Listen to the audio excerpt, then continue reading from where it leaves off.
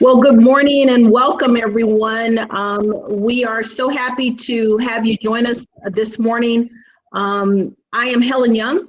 I am the project director for the California Community College Transfer Guarantee to Historically Black Colleges and Universities. And today we begin our week of HBCU celebration. As you know, this project has been in existence now, moving into about our 6th year.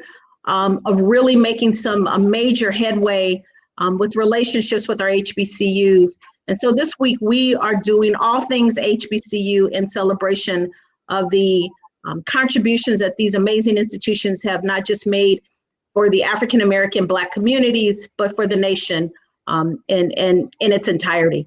So today we are kicking off with our HBCU panelists who are two amazing researchers and historians, specifically looking at HBCUs. So let me read you their amazing bios and introductions. Our first panelist today is Dr. Cheryl E. Mango. She is an assistant professor of history at Virginia State University, an HBCU in Petersburg, Virginia, and one of our partner HBCU institutions. She received national recognition for creating the first curriculumized HBCU history course known as History 349 at Virginia State University. She is also the founding creator of the HBCU Studies academic discipline. She provides the philosophical and practical basis for HBCU studies in her upcoming article in Daikan, the Journal of HBCU Leadership, titled Black College Renaissance. My decision to create the first HBCU history course and 2020 proposal for interdisciplinary HBCU studies curriculum. IMASA. Dr. Mango completed her undergrad degree in history and political science at Grambling State University, another one of our partner institutions, an HBCU in Louisiana, and her master's degree in history at Louisiana Tech University. In 2016, she received her PhD in history at Morgan State University, an HBCU in Baltimore, Maryland, with a concentration in African studies, African diaspora, and the 20th century US history. While a doctoral student, she interned at the White House Initiative on Historically Black Colleges and Universities in Washington, D.C. during the Obama administration, which helped to shape her research specialization. Dr. Mango research interests concern HBCU systems analysis, particularly Black college innovation, functionality, and sustainability, American president relationships with Black colleges, and third, the history of federal-private funding to HBCUs. One of her latest publications focused on Black colleges and the American presidency, titled The HBCU Revolution, Desegregation, Disintegration, Collaboration, and Jimmy Carter's 1980 decision to give Black colleges their own White House office. The article is scheduled for upcoming publication in the Journal of Federal History, and Dr. Mango credits the opportunities of her parents' HBCU education provided to her family for driving her professional dedication to the institutions. Welcome, Dr. Mango. We appreciate you being here.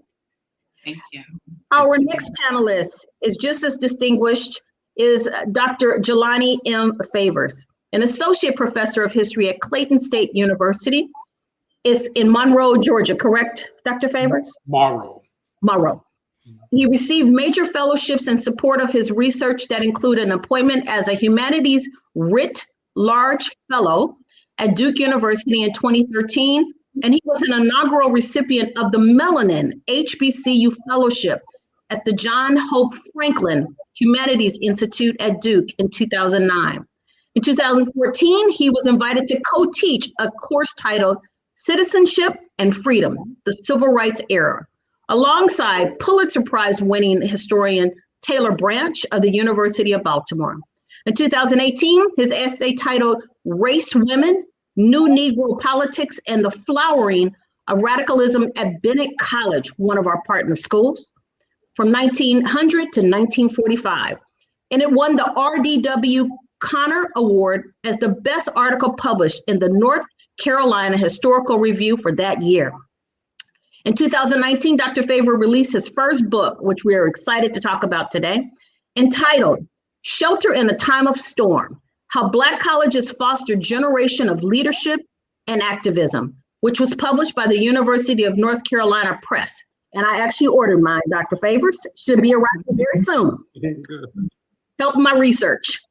The book has received high praise from reviewers and has reset the narrative of the legacy of Black colleges as incubators of student activism and leadership. Shelter in a Time of Storm was the recipient of the 2020 Stone Book Award presented annually by the Museum of African American History in Boston. It has also won the 2020 Lillian Smith Book Award, given yearly by the Southern Regional Council and the University of Georgia Libraries. And it is also one of 5 finalists for the 2020 Pauli Murray Book Prize, presented by the African American Intellectual History Society. Dr. Favor's research and commentary has appeared in several media outlets, including CNN, C-SPAN, The Washington Post, Market Watch, The Atlantic, The Chronicle of Higher Ed, and The Conversation.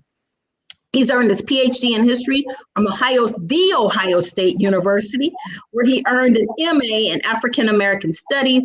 He is a graduate of North Carolina A&T University, where he earned a bachelor's degree in history with honors. Dr. Favor is a native of Winston-Salem, North Carolina, and currently resides in Atlanta, Georgia.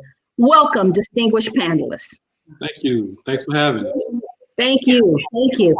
So today, for those joining us today, what we're the setup and the format for today is Dr. Favors and Dr. Mango is going to give us a presentation that'll last about 20-30 minutes. I'm going to ask them very specific questions surrounding their research. And then we're going to open it up to the chat room. So please use the chat room on your right-hand side to put your questions in. Dr. Karen McCord, who is my right-hand woman in Northern California, will be also helping me to manage that chat area. And so as we finish up with the presentation portion of it, we will go back into the chat and we will answer, we'll send the questions or direct the questions to either Dr. Mango or to Dr. Favors, or if you want either one or both of them to respond to your questions, that's what we're gonna do. So I'm gonna turn it over to you, Dr. Mango, and we're gonna get started. Okay, thank you very much. So I'm going to share my screen.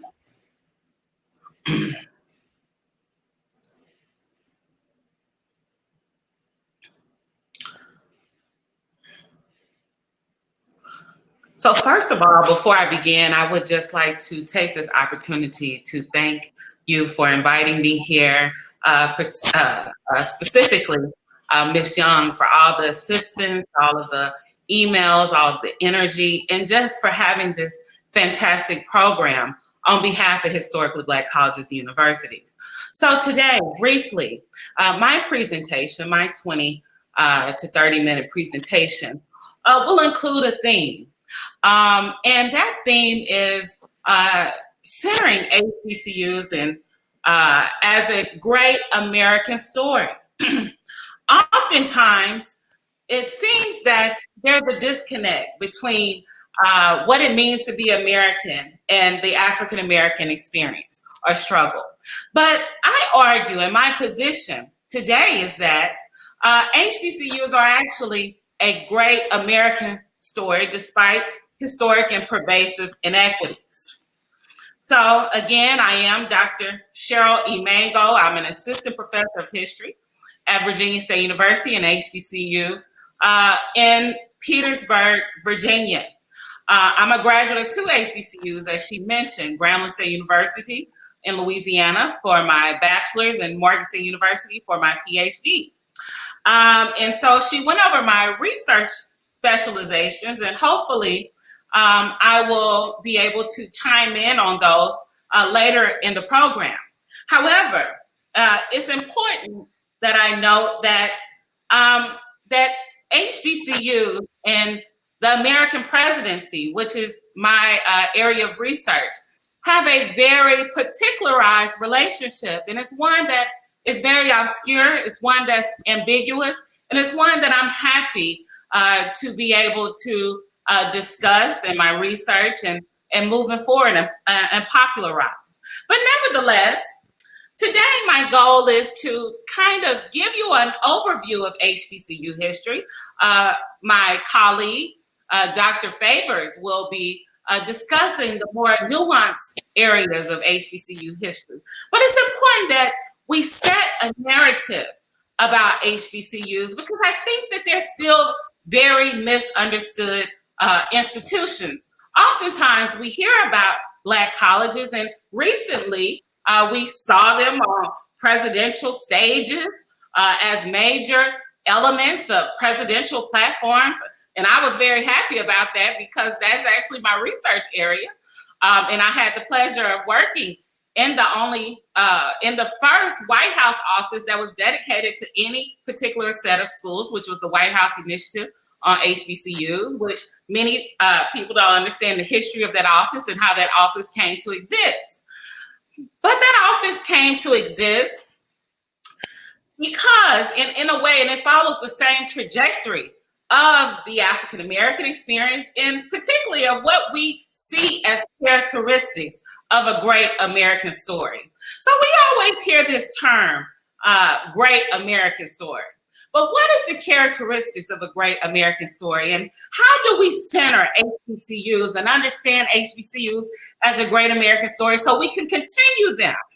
Okay, so I argue, and today my position is that what constitutes a great American story is challenge. Oftentimes we hear about challenge, having to overcome some type of struggle and having the courage to overcome that struggle. So those characteristics kind of involve what we see as a great American story, and certainly they involve the characteristics of HBCU history. Also, in a great American story, we hear about counteracting some type of challenge, counteracting the struggle, counteracting the adversities that may arise. And certainly, counteraction is something that HBCUs have been very, very keen at doing.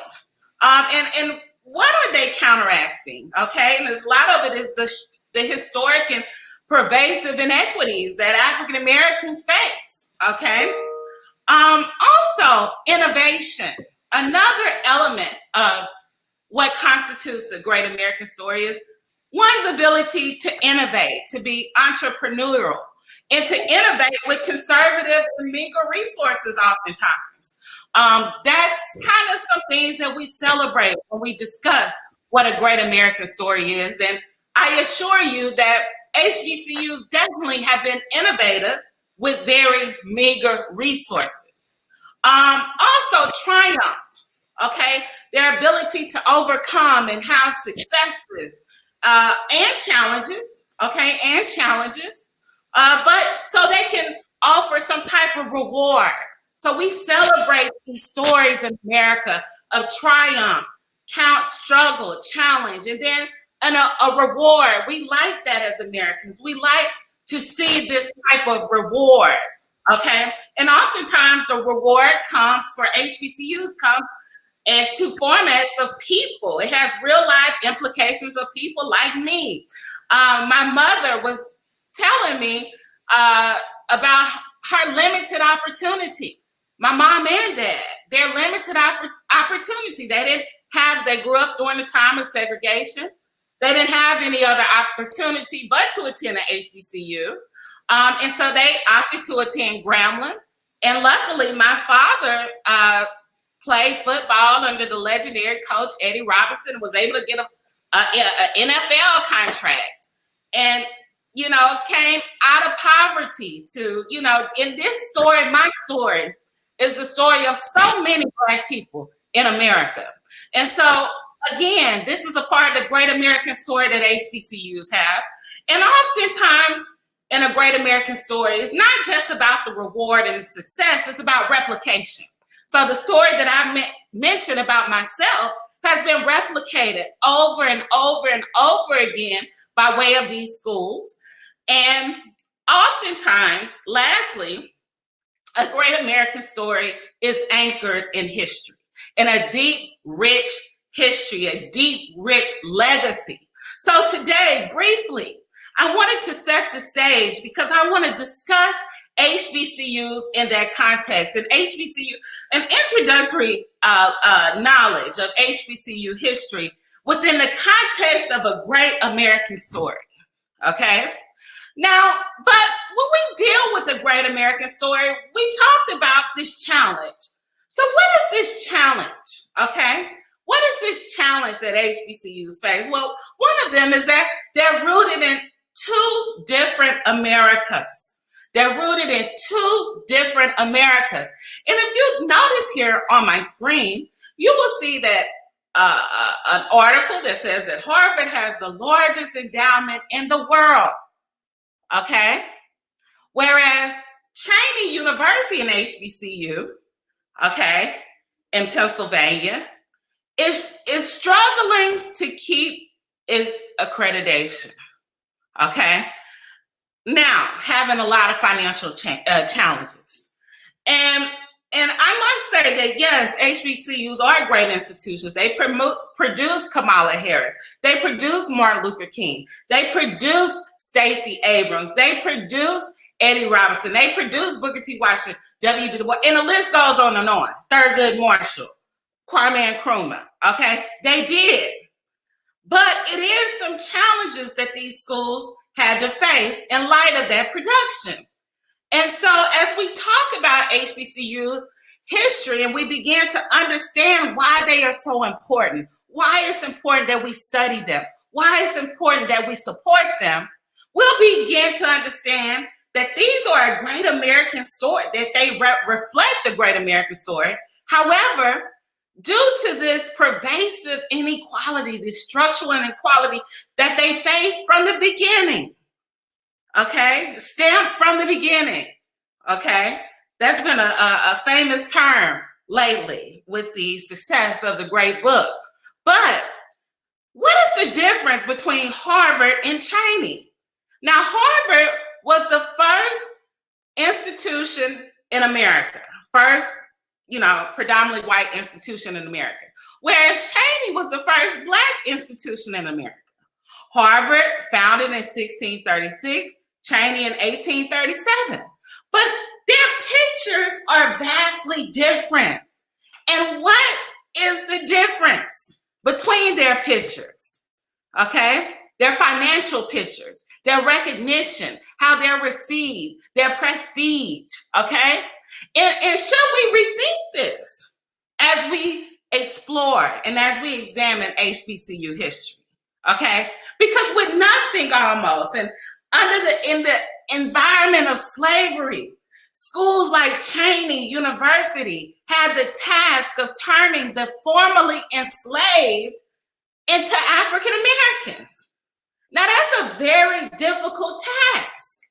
Just think of that. Just think of having to do that, turning the formerly enslaved into doctors and lawyers and to the Black middle class, okay, and to the vanguards of America and to the moral conscience of America.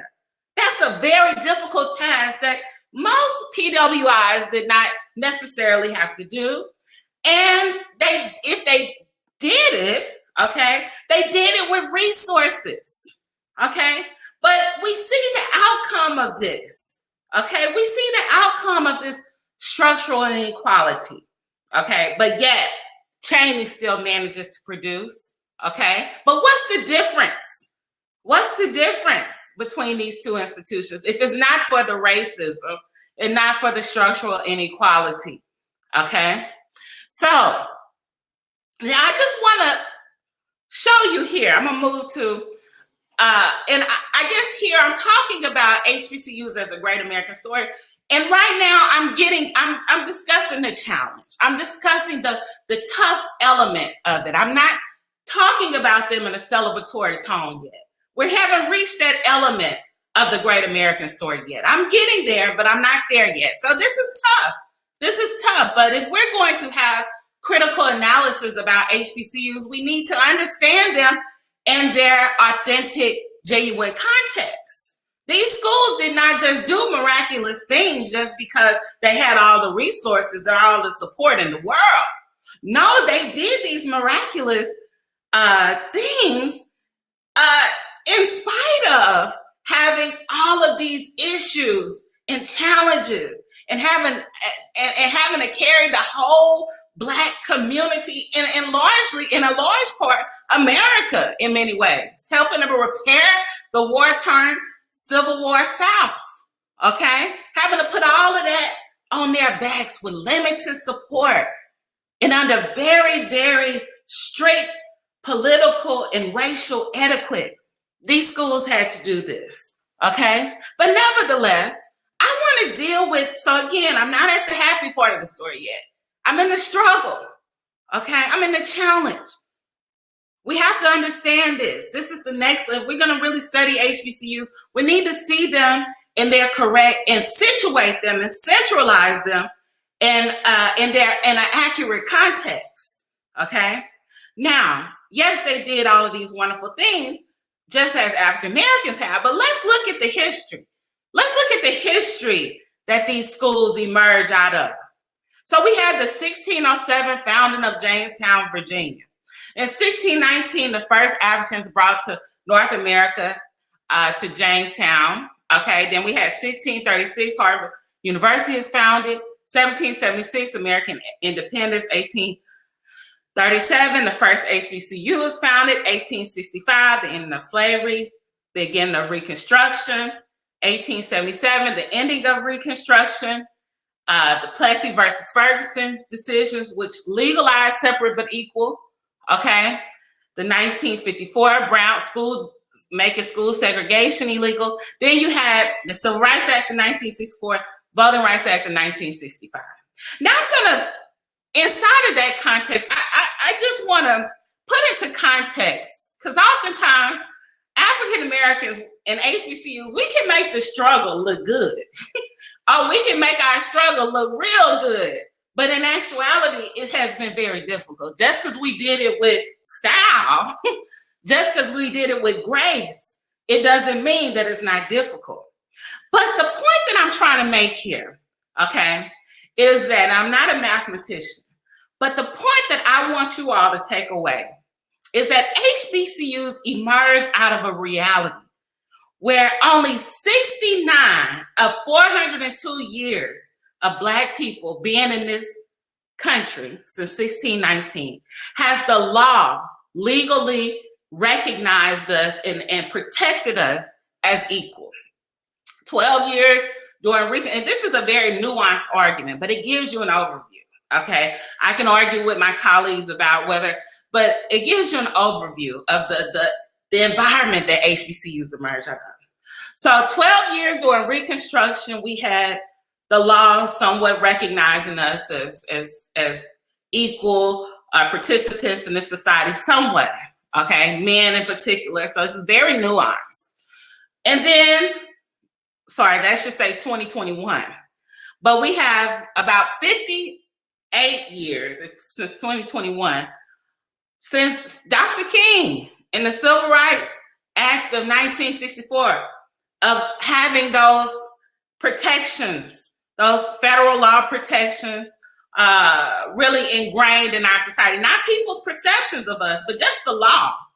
So in total, 69 out of 402 years that African Americans have been in this country reflects the total combined years of the federal law recognizing African Americans as equal. Again, this is nuanced, but HBCUs emerged out of this devastating reality. So how in the world do we have a Martin Luther King? Do we have a Dr. Jelani Favors? How in the world do we have a Thurgood Marshall and a Langston Hughes, and the list goes on and on?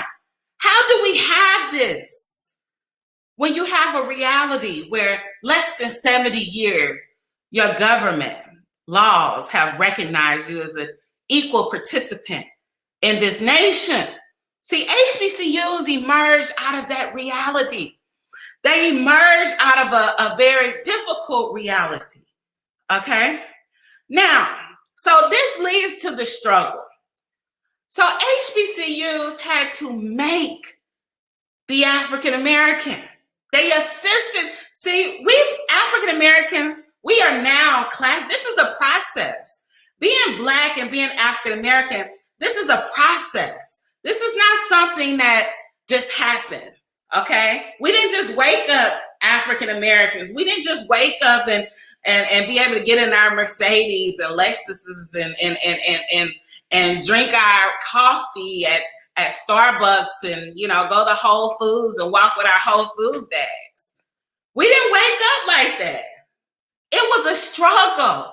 It was a process for us adapting languages like English, to accept these names like Cheryl. This was a process. We came here as African. And in this process right now in our journey, we're African Americans. And HBCUs were largely responsible for our ability to make that transition from the formerly enslaved to African Americans. For us to be able to have the tools and resources necessary for us to compete in this society, and not only compete in this society, but for us to transcend and help us transcend in this reality and help us transform this society, okay? A wise man once said that without HBCUs, if HBCUs did not exist, someone would be trying to create them, because the process of HBCUs making the African American was a very, very intense process, okay? And it's one, like I said, we made it look good. We did it with style. We did it with the show bands. We did it with swag. We did it with not great food in the cafeteria. We did it with pride, okay? We did it with an impeccable dress, an impeccable means of speaking English. We did it that way, but it was not easy, okay, to go from the formerly enslaved into African Americans. This process, HBCUs provided the manufacturing, the laboratory to compute this, and you come in one way and you come out another way. So HBCUs have had a tall task of turning the formerly enslaved into African Americans. They began as Negro colleges. Before 1860, only 4 Negro colleges existed as compared to close to 300 white colleges. Between 1861 and 1870, 28 Negro colleges existed, largely promoted and assisted by the Freedmen's Bureau after the Civil War. Then you had the Morrill Act of 1890 that established 19 HBCUs, and currently there are roughly about 107 HBCUs in existence. And the way that HBCUs got that designation was by the Higher Education Act of 1965 that defined HBCU as any historically Black college or university that was established prior to 1964, whose principal mission was and is the education of Black Americans. And that is also accredited by a nationally recognized accrediting agency. And the reason why this distinction is important and had to come about as a result of the Civil Rights Movement, and HBCU was able to get more access to the federal dollars that the white institutions got. They was able to get research money. They was able to have doctoral programs. They was able to have medical schools. They was able to have, and mass. And HBCUs, the accrediting boards and things of that sort, they were very limited initially and still to this day in their course offerings as a result of this structural inequality, okay? This unwarranted, unfair, unjust structural inequality, yet they still managed to produce, okay? But nevertheless, this 1965 designation of HBCU of historical Black colleges was important because you do have some institutions that might have educate a larger Black population than an HBCU, but they did not begin, like for example, Georgia State, but they didn't begin as a school that was exclusively purposed to educate Black students. So that's why we have these designations. But nevertheless, and I'm almost done. We're in a part of the struggle in HBCUs in the making of the African American. Okay, you had anti-literacy laws, particularly in Virginia, despite that existed.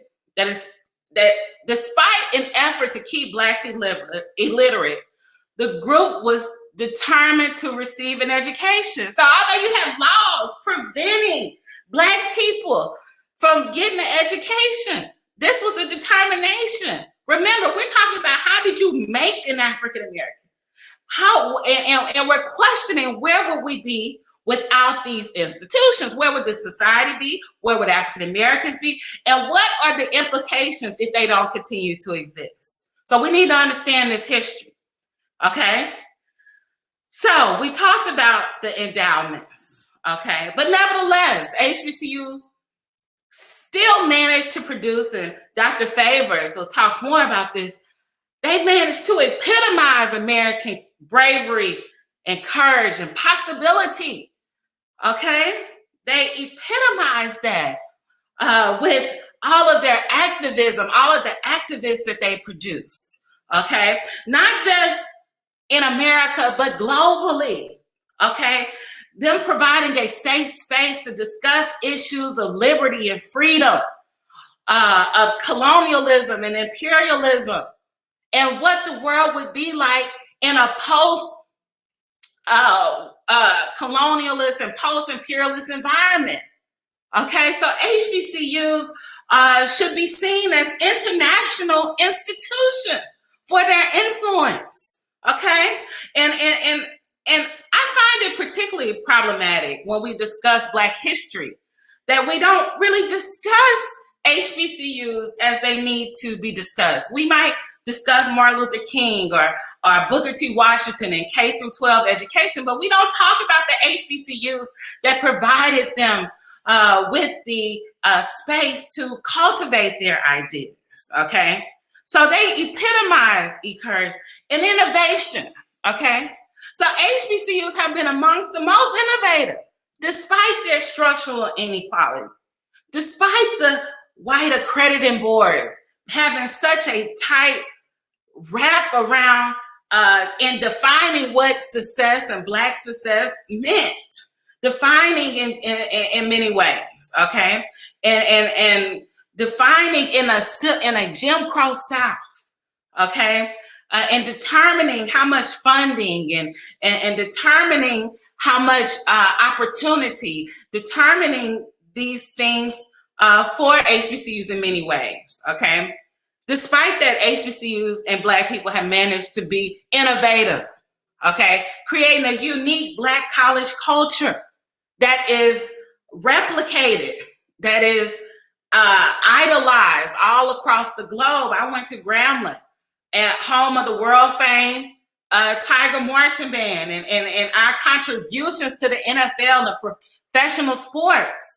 So we've been in our campus queen culture. So HBCUs not only created a unique academic culture, but a unique campus culture, as well as producing Black doctors, Black lawyers, okay, and politicians, teachers, nurses, business owners, entrepreneurs, professional athletes. They did this. They put the Black nation on their backs, okay?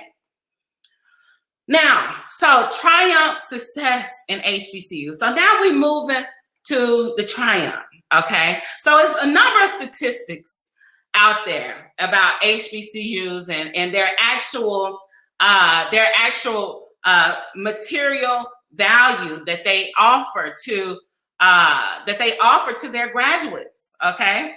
But you can say that in many studies have shown that Black graduates from HBCUs assume higher status occupations compared to their same white race graduates because you're in a laboratory of Black success. HBCUs are essentially micronations. They are micronations that create a sense of sovereignty when you might not experience sovereignty outside of that micronation. But on the HBCU campus, You're gonna be entrenched in what Black success would look like, what Black leadership looks like, what a Black doctor looks like, what a Black teacher, lawyer. You're in a micronation of Black success. Okay, so by the time you leave there, your self-esteem is so ready. You're ready to encounter the world. Okay, you're confident. And so Black graduates from HBCUs are socialized to higher status occupations in college because HBCUs affirm their racial and ethnic identity. I must tell you this, when I attended a PWI for my master's, I did not have the same experience in grad school than when I attended at HBCU. Our level of discussion, we weren't discussing whether or not racism existed. We was discussing how do we address it, how we were able to go in depth with it. So it's a different level of discussion. So when I came out, I was ready to create the first HBCU history class. I was ready to create a new academic discipline centered on HBCUs because of my preparation at a HBCU, because of my level of freedom in our discussion. Okay, so in terms of, we're getting towards the end of the story. HBCUs as a great American story. In terms of the reward and replication, it's interesting that this office, the White House Initiative, so how did HBCUs receive their own White House office? That's my main agenda. That is my main research question, my main research agenda. And one of the reasons why they received this White House office in 1980 is because of all of that struggle that they had to undergo in training the formerly enslaved. They received their own White House office in August of 1980 under the Carter administration. And ever since then, they have, just like you have an Attorney General office, you have a White House initiative, you have a White House office that's specifically tailored to HBCUs. Why did they get this office? Not in the 60s, but in the 1980s. Well, because of one issue. When the white institutions began by force, to allow Black students in the 1960s and 1970s, that left HBCUs in a very precarious situation. And so the HBCU community rose up and they said, wait a minute, civil rights should not come at the expense of our institutions. So you want us to close our, you're gonna try to, after y'all done discriminated against us, we done put America and the nation on our backs, the whole Black community. Yes, okay, now y'all wanna go to PWIs, we understand that, but that shouldn't mean that we have to close our doors. We need some protections. We need federal protections. We need federal set-asides. We need a policy office in the White House. We don't put it in Congress although it's in the Department of Education now, but we want a presidential office. We want the president to define the future of HBCUs. And it just so happened that they did that under the Carter administration, which had a number of HBCU graduates. And so it was a perfect recipe for success. HBCUs became the first set of schools to have their own White House office, and now we have a number of successive the Alaska and Native Americans now are following that same path. They have their own White House initiative, on faith-based initiatives. But the White House initiative emerged out of that reality. It emerged out of a reality that HBCUs had this great American story. But now that the PWIs are letting Black students in, and Black students, and they have more money and more resources because the Black schools was discriminated against all these years, and their people was discriminated against all these years. So now all of a sudden, you mean to tell me the school's gonna close down? Oh no. So that's how they got their own White House office, and that's how the federal government started to give HBCUs some type of redress for their struggle. And so that's when you see the rise of HBCUs in the 1990s. You see a golden era of HBCU history. Everybody on Martin wearing HBCU t-shirts and everything. You see a golden age of enrollments up at HBCUs. HBCU expansion of graduate programs at HBCUs because of the federal investment in HBCUs that began in 1980 after they had a issue with the federal government because of the white institutions now taking a number of the enrollment at HBCUs. But nevertheless, and this map is not all the way accurate because we know we have Charles Drew in California. But we see that as I conclude, we see this picture, and I want you to remember this, turning the formerly enslaved into African Americans. What other story is a greater as an American story than HBCUs? Okay, so we see this map of where HBCUs are located.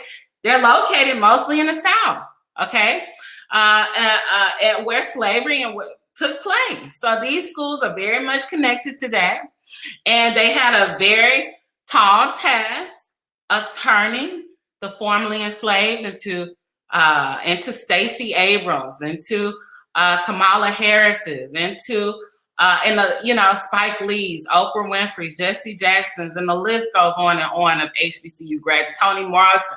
The list goes on and on of turning the formerly enslaved into African Americans. What other story as great as that? And why do they need to continue to exist?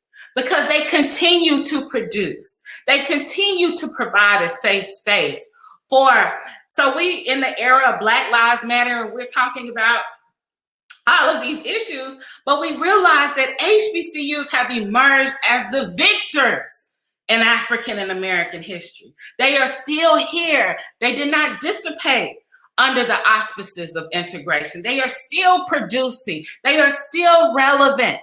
They are still in need of the community support, the society support, and anybody who pledges allegiance for justice for all. It's time for HBCUs to not just receive redress from an obscure White House office. It's time for all of the country and the international community who benefited from HBCUs to provide redress to HBCUs. And the way that California community college students could do it is by enrolling in these institutions and being a part of this great legacy, this great American story. Come join us. Be a part of this great American story known as historically Black colleges and universities. So as I conclude, I would like you to take away the following 3 points. HBCUs are a covenant that America and African Americans actually got right, I argue. I argue that it's something that, though we need some improvement, it's a covenant that is one thing that America actually did right and got right.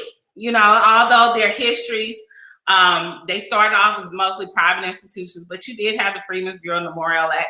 But it's a covenant with America and with the nation and African Americans that actually worked. It needs a lot of improvement. It needs a lot of recognition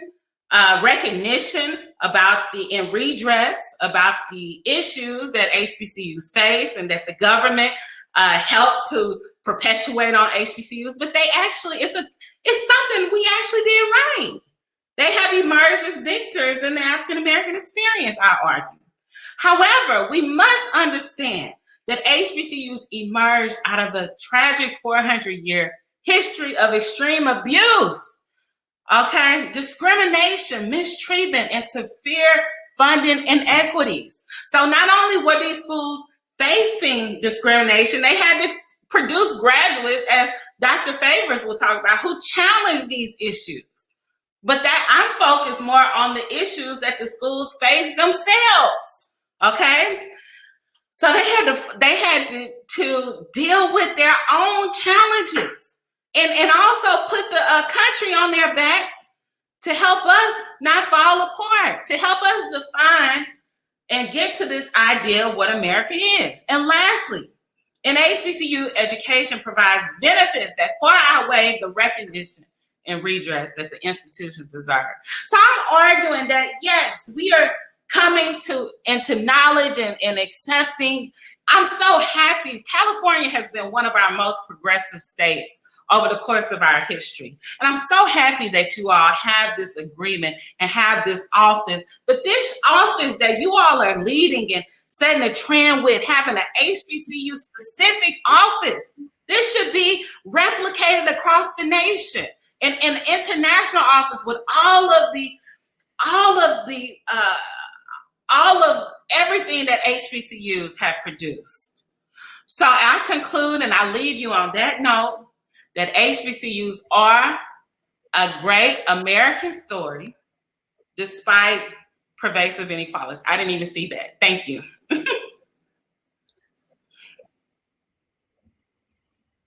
Thank you, Dr. Mango. Wow, you are one powerhouse of a woman. Just so glad to know you are leading the charge. Dr. Favors, it's all yours. Your stage is yours, sir. Thanks for having me. I don't have a presentation to give. I'm going to be very succinct in my comments, and hopefully we can move to some discussion if we have it from those who are in the audience listening. First, I want to thank Helen for extending the invitation. It's an honor to be with you on the West Coast. I'm not sure if it's afternoon or morning there yet. I believe it's almost afternoon where you are. So thank you for having me. As I've been telling folks all day, happy Aggie Pride Day. Today is February the 1st. As Helen mentioned, I'm a graduate of North Carolina A&T State University, a proud graduate of North Carolina A&T State University, and we often refer to this as Aggie Pride Day because on February 1st, 1960, 61 years ago, 4 young freshmen from North Carolina A&T State University stepped out and launched the sit-in movement. And that sit-in movement exploded across HBCUs across the South, and in doing so, it vaunted and lifted the civil rights movement into the direct action phase of the movement. So HBCUs have been a critical part of our history. As I say, and this is my book, Shelter in a Time of Storm, how Black colleges fostered generations of leadership and activism. It's done very well, but more importantly, it has, I think, reset that narrative on why HBCUs are so important. If you had to boil that book down to one phrase, and one phrase alone, it would be that space matters, right? And this echoes really a lot of what Dr. Mango has just mentioned, that space was at a premium, right? And so you look at Cheyney State University, which was founded as the Institute for Colored Youth, 1837.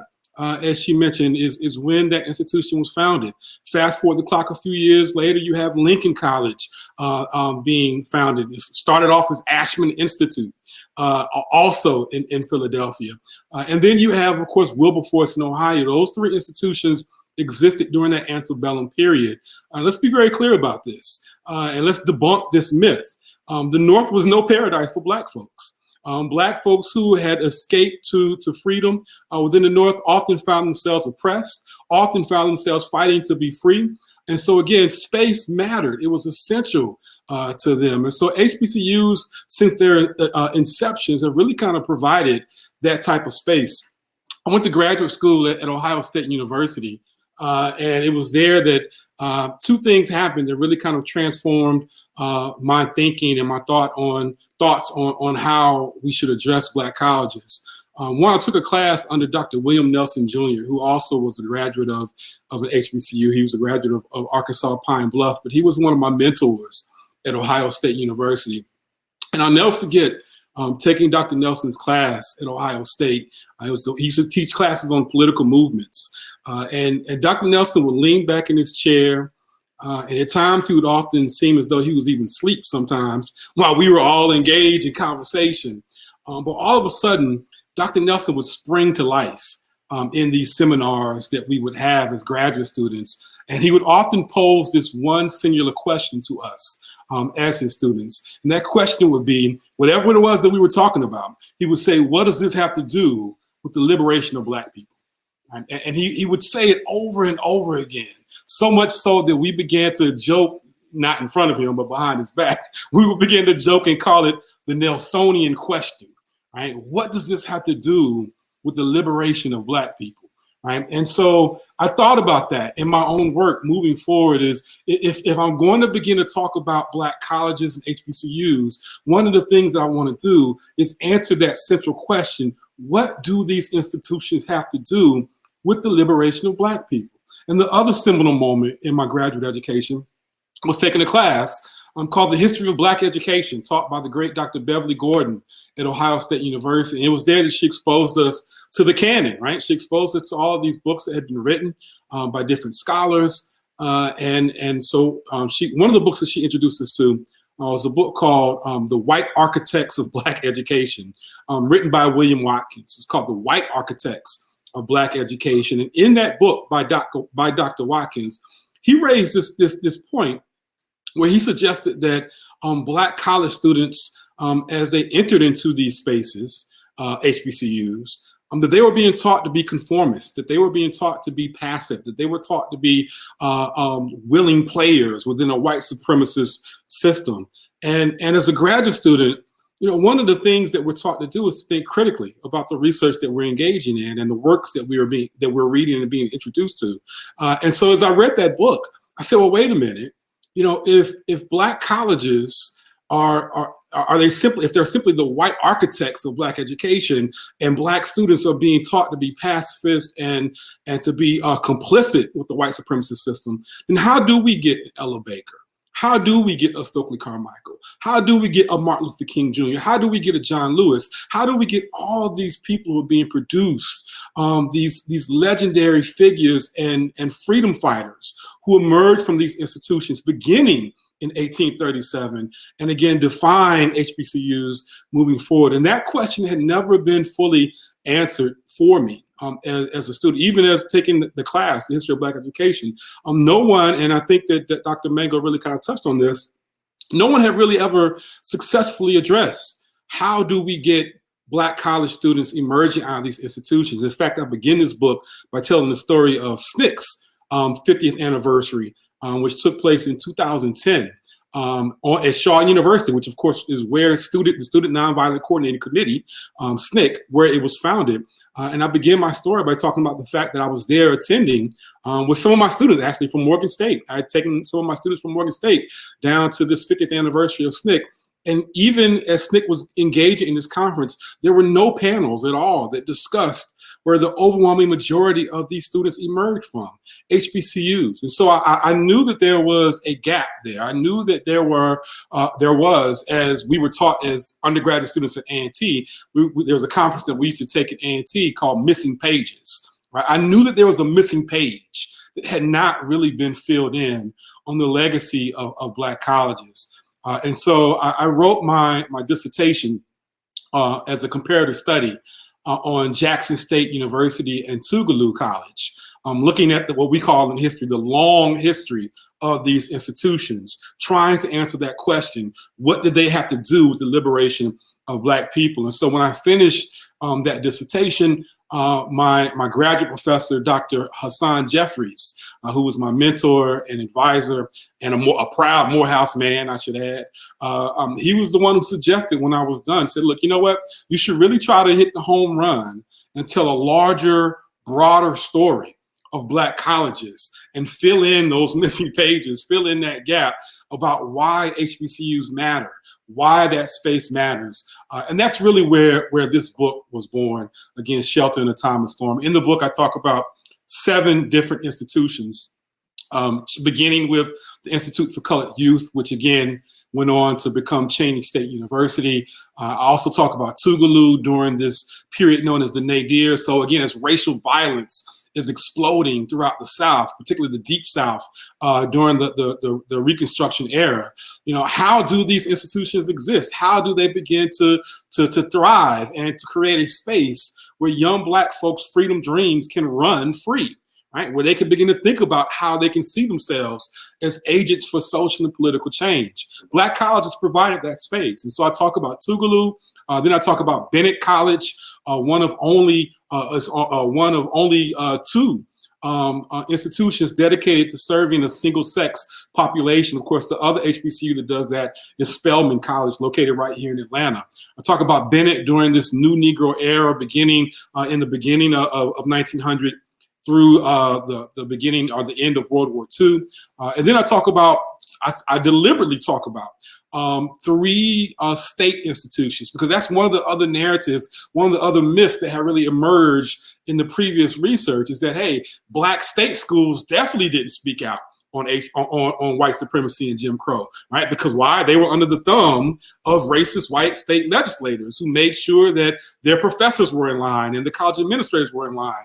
But yet, when you look at the history, as I do, of Jackson State University, Alabama State University, and Southern University, all state institutions, what you find is an explosive on what I refer to in my book as a second curriculum, right? And when I say second curriculum, I define that in three ways. I talk about race consciousness, I talk about cultural nationalism, and I talk about idealism as they existed within these institutions. And when I say idealism, specifically and deliberately, I'm talking about the ideas of citizenship and democracy. As I was doing my research, even going back to my dissertation, but as I began researching to the book and I'm looking through the old student newspapers, I'm constantly coming up on two words that are constantly emerging within the text. Two words that Black college students are always talking about. They're talking about citizenship and democracy, which struck me as odd because citizenship and democracy are what? Two of the things that Black folks were denied on a daily basis.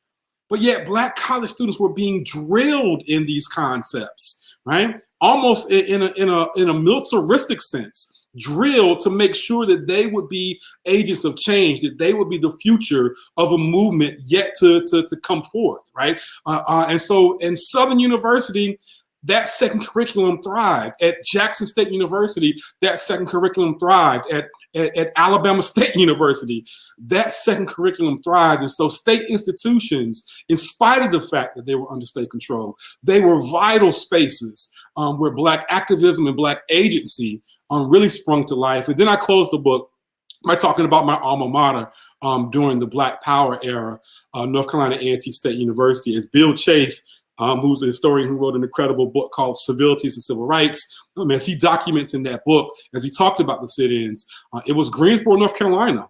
In the late 1960s, it really became the center, the headquarters of the Black Power movement in the South. And so I knew if I wanted to talk about that, I had to talk about the reason why Greensboro, North Carolina was the center of the Black Power movement of the South. And that was because of the presence and the energy that flowed through North Carolina A&T State University. So again, as we celebrate February the 1st, as we talk about the sit-ins and the legacy of the sit-ins, you need to understand that that is part of the legacy. And more, in fact, let me be very succinct in saying this, that the most important contribution that Black colleges have ever made is transforming and reshaping the social and political contours of America. I'll say that again, the most important contribution that HBCUs have ever made is transforming and reshaping the social and political contours of America. There would be no civil rights movement had it not been for HBCUs. And this is not to diminish the significance and the impact of Black churches and other Black organizations and institutions, but HBCUs were founded for two distinct purposes: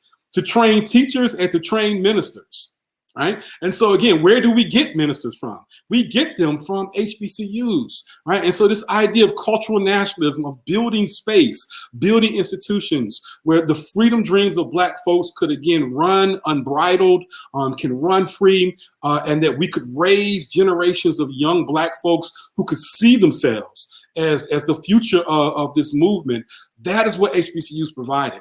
Even going back again from 1837 to where space was at a premium, moving into the 20th century, moving into the modern civil rights movement, it's the nation's Black colleges that fostered these ideas of idealism and cultural nationalism and race consciousness that ran counter to white supremacy, that ran counter to Jim Crow. While white America is promoting the idea and concepts that Black folks don't have culture, that Black folks don't have heritage, that Black folks are inferior, that Black folks are lazy and shiftless, it's in HBCUs right? That there's this counter message. In fact, as we talk about February the 1st, today also is, and we should acknowledge this, it is the beginning of Black History Month, right? Which started off as Negro History Week, which was founded by Dr. Carter G. Woodson. And I made an Instagram post about this earlier today.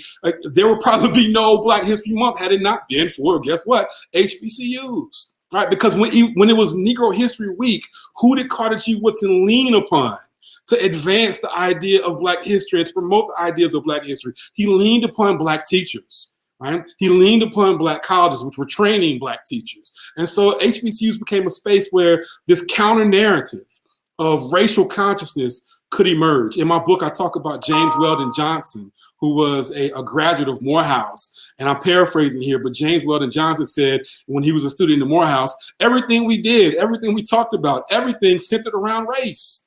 Right? Race mattered, right? And not in the sense that we were trying to say we were better than white folks, but what we were doing is saying that, hey, in this space, Black folks matter, right? So but long before there was an official Black Lives Matter movement, Black lives have always mattered at HBCUs. And that's the most important thing that these institutions have been. They have been, as my book outlines, they have been shelters in a time of storm. And they still serve that purpose. So I'm going to echo what Dr. Mango said for all of the California students, right? Come back home, right? And come home to HBCUs in this space where you will be edified, that you could be unapologetically Black, that you can link your freedom dreams to the freedom dreams of the masses. And in doing so, we can continue to elevate, we can continue to build, and we can continue to try to strive to make this country a more just and more inclusive space. As I said before, that's the most important contribution that HBCUs have ever made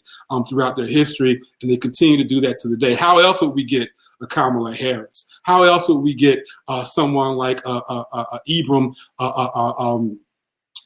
X. Kendi, right? How else would we get someone like a Ta-Nehisi Coates? They're all HBCU graduates, right? How would we get someone like a Cheryl Mango?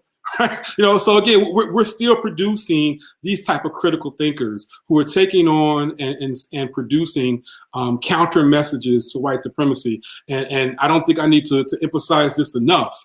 If ever we needed that type of message in America, we need it now, right? We clearly see that white supremacy and white nationalism and racial hostilities are once again peaking within this country. And Black colleges, again, serve as a shelter in a time of storm. So for all y'all California folks, come on back home to the South. It's a short trip. Most of your grandmamas and your aunties and your uncles, that's where they were educated. So there's a legacy there. There's a continuum there. And I hope that you will continue to think about making HBCUs your intellectual home as well. And with that, I'm going to turn it back over to Helen. I hope that didn't go too long, but I do want to continue our conversation and raise any questions from the audience that might exist. Dr. Favors, you blew it out the park. Thank you, sir. Just you and Dr. Y'all just powerhouses. I mean, it just, thank you for the presentations. We did have a few questions, and you guys answered a lot of the questions that I think we had already kind of discussed. You brought it together so wonderfully. But I do want to ask a couple of follow-up questions, if that's okay, and then we'll go to Q&A. So folks, if you have questions of these two amazing historians, these two professors of knowledge and excellence who talk about our meccas, I like to think of HBCUs as our mecca of excellence. And that's the title that I used for this presentation today. So please start putting your questions in the chat. Dr. McCord and I will keep an eye on it, but I do want to ask a couple of follow-up questions. Dr. Mango, was your creation of the first HBCU history course and HBCU studies academic disciplines, why do you think those creations were so significant? Well, I think they were so significant because they're long overdue. I think oftentimes we talk about HBCUs, but we don't quite understand them. We talk about them as if we're cheering them on. They're some type of vanity project, but they have real implications, not just for Black people, but for the nation at large and the world at large. So I thought HBCU studies, I know oftentimes we might have some critiques or criticism of HBCUs, but I thought HBCUs, like we have African American studies, LGBT studies, HBCUs have a framework. They have a laboratory and a history and an experience that could be useful in numerous professions, whether it be higher ed, diversity and equity, political issues, government. They're micronations. So I thought that I wanted to go beyond just the creation of an HBCU history course. I wanted to create a whole academic discipline where we can demonstrate how HBCUs are portable as investigational apparatuses that could be useful for the workforce and useful for understanding and assisting in moving forward with society. I love it. I love it. I love it. Thank you. Thank you. Dr. Favors, you talked a little bit about the California connection to HBCUs. I'm going to expand on that a little bit. Many conversations about Black colleges center on their Southern and East Coast roots. What type of historic pathways were carved for California students to attend these historical institutions? Yeah, absolutely. When we talk about another very important theme in American history, that is the Great Migration. Too often we focus on that south to north, train routes that took Black folks from Alabama and Mississippi to Chicago and to Detroit, and folks from Georgia and South Carolina went up to Washington, D.C. and Baltimore and Philadelphia and New York. And so they were looking for jobs, right? But let's be very clear about that. Those trains also ran east-west, right? And Black folks from Mississippi and Alabama and Louisiana and Texas, many of them made their way out to California, looking for jobs, looking for opportunities where they could get the hellhounds off of their back that had defined their lives in places like the Deep South. Now, of course, ironically, what they found when they arrived in places like Los Angeles is that the hellhounds existed out there too, right? And that racism was real within the West Coast, right? I mean, do we need to bring up Watts in 1965? Do we need to bring up the legacy of police brutality and racial violence that made necessary the rise of the Black Panthers and other organizations? So what we clearly understand is that white supremacy is not a Southern thing. It's something that had existed throughout the country. But what happens with those lanes, those networks being opened up, is that Black folks, when they arrive in California and on the West Coast in the early 20th century, and particularly in that post-World War II era or during that World War II era, they understand that, hey, when it's time for me to educate my child, I want my son or daughter to go back to Alcorn. I want my son or daughter to go back to Southern or to Grambling or to Texas Southern. And this is why we get that pipeline of a number of California students and other students from the West Coast who do indeed revisit and go back to attending HBCUs down south, because that's a part of their legacy. That's a part of their heritage. So as I mentioned, as I was wrapping up my earlier comments, this is in many ways an opportunity for California students to come home. Right, this is a territory and an area which is not foreign to your ancestors. I want to echo the sentiments of what the journalist Charles Blow, who is also a Grambling graduate, his new book just came out entitled "The Devil You Know," and the primary thesis of that book is that Black folks should think about coming back to the South, right? And so, if you're not going to come back in the physical sense, at the very least, think about sending your children back to attend these institutions, which I said before, are not foreign to you. These institutions have been around for years, and they've educated generations of Black folks, whether you call the South your home, the North your home, or even the West Coast your home. These institutions have been a space and a shelter in a time of storm for several generations. Beautiful. We can't reiterate enough, folks out there sharing your morning with us. Please make sure you get Dr. Favors' book. It's powerful. If you're interested in the context of HBCUs and the contributions, please make sure that you do that. It's really an important historic piece. As I mentioned, I ordered mine, and so I'm excited to dig into that amazing piece of work. So again, thank you.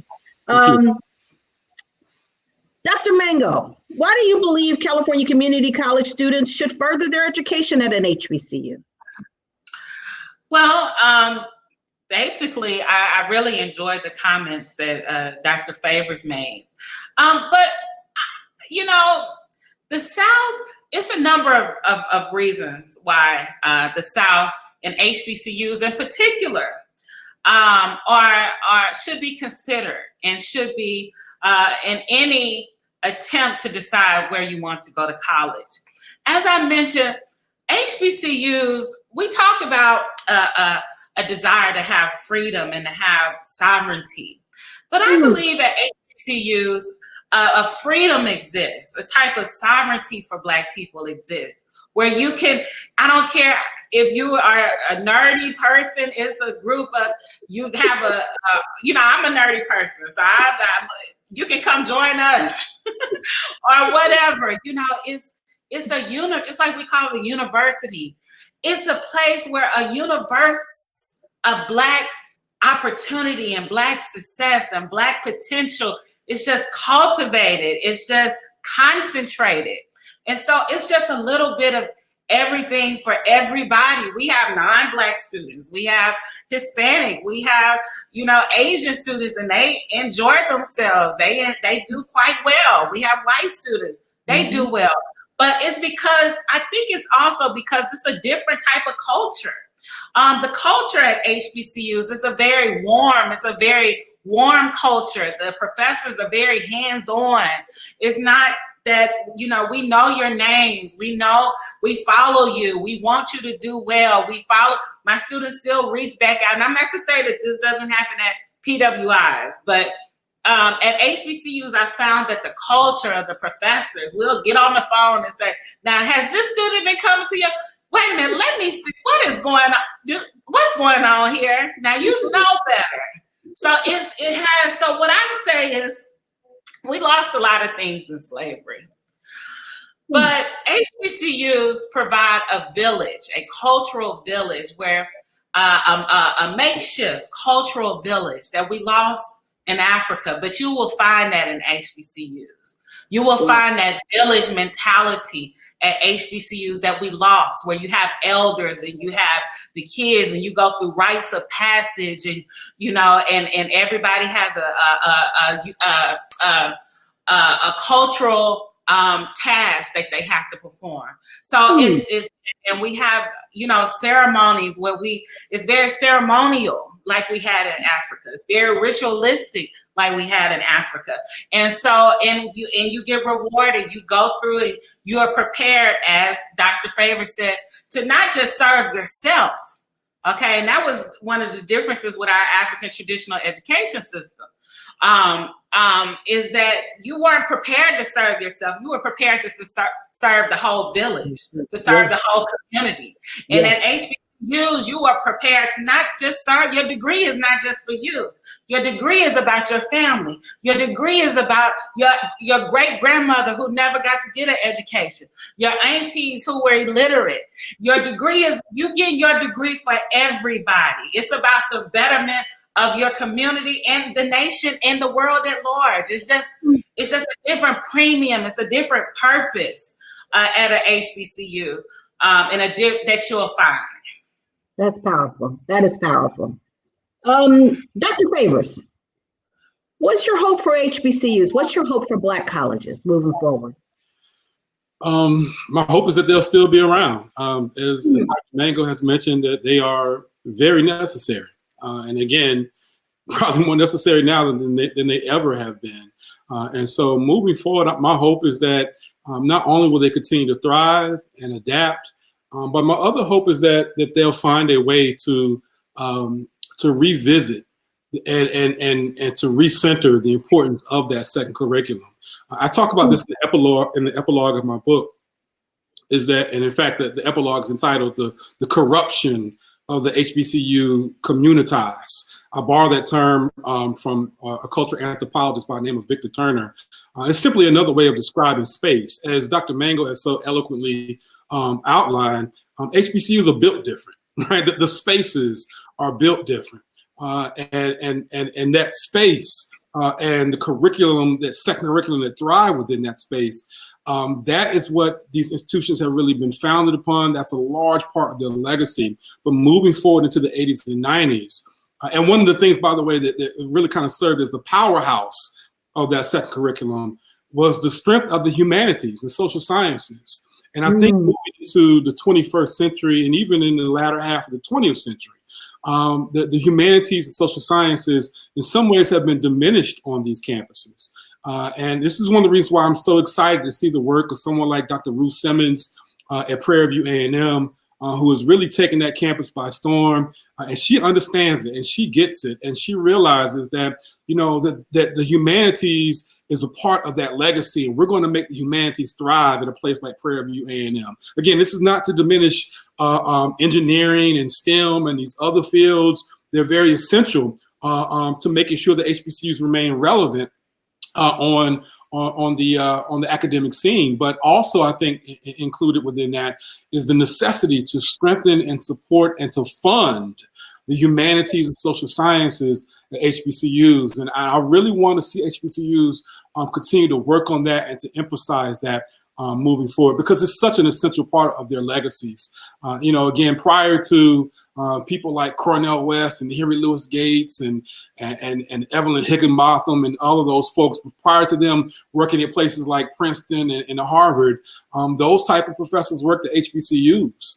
Right. And in doing so, helped shape that generation of activism that emerged, that exploded onto the scene. So, and a lot of that changed in the 70s and 80s. As I said before, that the epilogue, the conclusion of my book really talks about how there was a corruption in some ways of that space. And so I would love to see HBCUs get back to emphasizing the importance of the social sciences and humanities. And in doing so, I think that will give them the best chance to remain a viable voice, a critical voice, as we see, again, all these other issues emerging surrounding white nationalism and racism and sexism and homophobia and all these other concepts and ideas. Black colleges need to prepare their students to be able to intellectually engage in that and to critique that and to be supportive of a more inclusive and tolerant society. And humanities and social sciences are going to be vital to doing that. Able to have that. Absolutely. Absolutely. Wow. Powerful again. I guess my last question for Dr. Mango. What's your vision for Black colleges?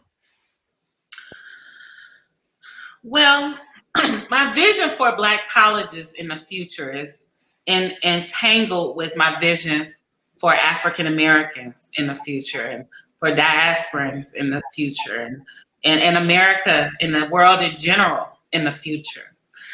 HBCUs have the potential, and I think all of us see this potential.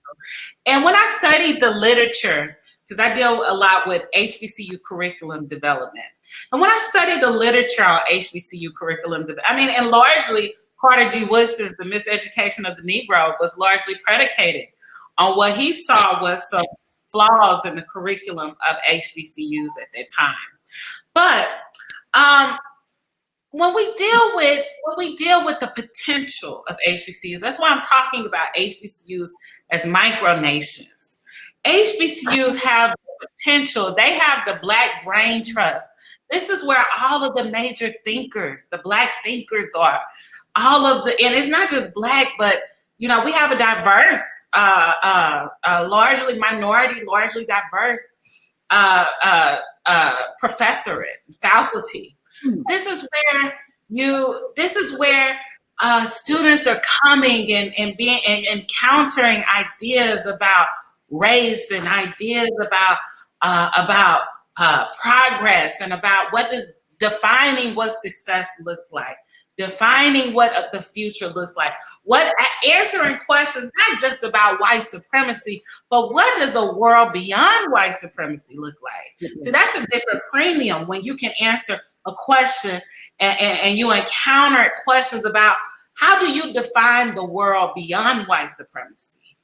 And so in the future for HBCUs, I envision them. That's why I try to create. Well, that's why I did create the HBCU studies discipline, because in the future I see us HBCUs intensely studying themselves so they can self-correct any challenges they might have, and intensely having a system that studies society, a system, not just doing it haphazardly based upon the challenges that people face, but having a system that systematically addresses, not just on the defense, but offensively addresses and self-corrects society and self-corrects the nation and the world. I see HBCUs moving to a new stage of development, where they emerge as the victors of African American history, the victors of American history, having a record of never discriminating against. What other set of institutions in America have never discriminated against anyone?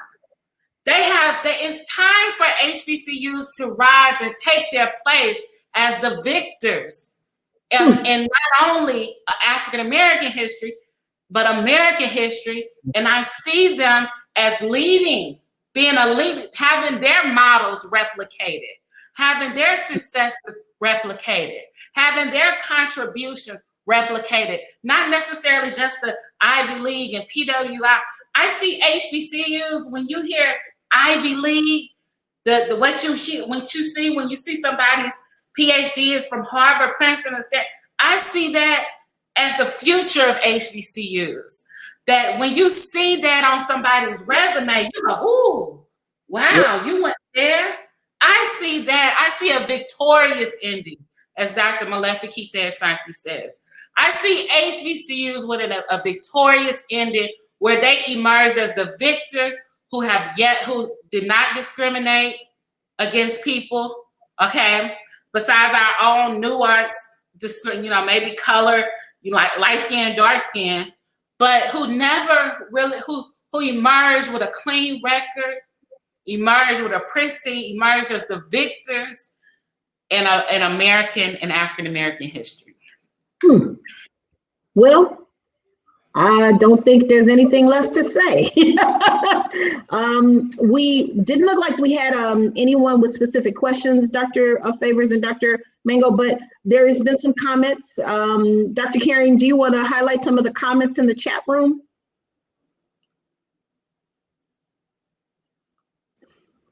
Yes, thank you. Well, the last one is, it would be amazing, based on your last comments, and Dr. White, that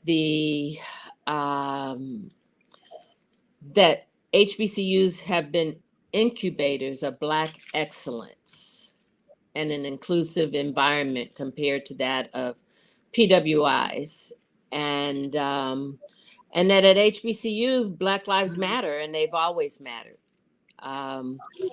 Also, Dr. Parks mentioned that today is Langston Hughes' birthday, and Langston Hughes is one of my favorite poets.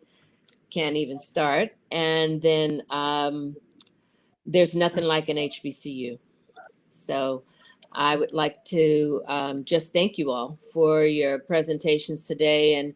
And one of the things that came up for me, when we talk about that trail from the South to the North, to the West, to the East, and then back, that's a very important part of our history. And for those of us who don't know our history, to just begin to reflect upon our histories, because my grandmother and my mother both went to an HBCU, and life has changed a lot since my grandmother born in 1901, and the opportunities that are available. And it's also, and I have a granddaughter that's at an HBCU now. So, and wanted to go there. That was her first choice, and she could have had many choices. And so I think that our young people are getting it today and seeing the advantages and the opportunities that are offered for students at an HBCU. And with your presentation, if I was back in community college, I'd be on my way somewhere I would be back to an HBCU. I'd be saying, "There's a train going," as Dr. Favors would say. Okay. Yeah, I'd be on, and you don't have to take the train these days. You can fly and be there in a couple of hours. So, and Californians are very much like New Yorkers. I'm originally from New York. We think that there's nothing better than where we are, but we have to leave here so that we can see the opportunities and the advantages that are available, and to be able to be taught by extraordinary professors such as yourself. So, Dr. Mango, if I thank you walked so into your much. class and you started in that first 5 minutes, I'd be saying, can I take her every semester, please? I mean, just your love for HBCUs, it is so apparent. It is so clear that you are committed. Dr. Favors, your time, your energy, your intellect about the business of our HBCUs is so inspiring. I didn't mention, but I'm a doctoral student here in California. And my research will be looking at HBCU impacts on African American males in particular. And I'm just so excited to dig into some of the things that you talked about, Dr. Favors, because again, it helps to give me a better sense and foundation as I pursue this doctoral program. So thank you personally, thank you. Can I just want to very quickly add that let's not forget that Langston Hughes is also a graduate of HBCU Lincoln College. So I just wanted to throw that out there since we were shouting out Langston's birthday. Happy birthday, Langston Hughes, another HBCU grad. And let me just say that the other way that our California Community College students have benefited from HBCUs, and we have a couple of HBCU grads that are now professors in the California Community College system, and the culture. And I know that when we were starting our programs to reach out to African American students here in California, we actually took sabbatical leaves and did trips to HBCUs, and much of what we did here was modeled after what was going on in an HBCUs, so that we could be successful with our students at the community college level, so that they can transfer and go on and be successful. So, so your presence definitely is here, and I know Dr. White went to an HBCU, and I'm sure there are others. If you went to an HBCU, just put it in the chat where you attended. So, thank you. And also, before we conclude, I would also like to encourage you all. The model that you all have set up, you all have an awesome model, profitable. I would suggest you all patent this, and you take it to state. I'm telling you, and start some type of consortium with community colleges statewide. Don't just stop at California. Y'all need to take this all over. This is a big model that deserves replication. Thank you. Thank you. So we have Morehouse in the house and Bethune-Cookman, and she didn't put it in, but Fisk is in the house too. So yes. We be knowing all your business just like they do at the HBCU, right? We're at 1 minute. I'm representing Grambling for my sister, and West Virginia State for my mother, and my grandmother, and also Morris Brown College. Someone was in the house from there. Yeah. Thank you. So we're at 1 minute. I try to be respectful of time and space. So I cannot thank you enough. Let me thank a few people. Let me thank my amazing staff, the CCC, the HBCU staff. We spent a lot of time and energy making sure that everything was in the right place. Let me thank Mr. Ronell, who is part of our adopted staff, but helps with the technical piece of Hop In Today. Let me thank Dr. Teresa Price, who is my partner in crime, the National College Resources Foundation, founder and executor, and helped us to put this week of events. Just to remind you, those who are still on with us right now, there's an event happening this afternoon. Please don't miss it. Academic preparation, access means equals access. So make sure you catch that one this afternoon. And then we will be putting on these events all week. Please don't miss out. If you missed it today and you see the recording, sorry, you missed a real treat. But these will be available on recording at a later date to share with people. Dr. Favors, in the African tradition, I bow to you, I thank you. Dr. Mango, in the African tradition, I bow and I thank you. We thank you for your space and your time and your expertise. We hope to do this again with you. maybe at some point we can all be together physically and do something in our presence with one another. We would pray for that. Thank you. Thank you. Thank you very much. Take a great afternoon's relief, and thank you, everyone. Thank you. Thank you. Okay. Thank you. Bye. Thank you.